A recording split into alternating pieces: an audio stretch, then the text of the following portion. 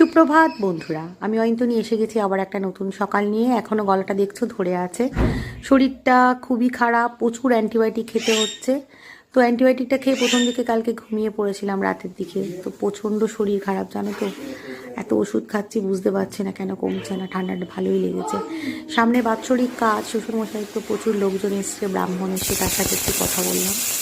আর এদিকে কলেজ মিস্ত্রি এসছে, তাদের সাথেও কথা বললাম। চাটা খেয়ে নিয়ে ছেলের জন্য সকাল সকাল একটু পাস্তা বানিয়ে নিলাম। ও সেই ভোর 4:30 5টা থেকে উঠে পড়ছে।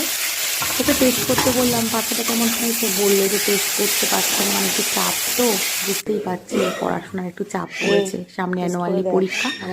আর আমাদের জন্য একটু পেঁয়াজ কলি, আলু, ফুলকপি ভেজে নিলাম।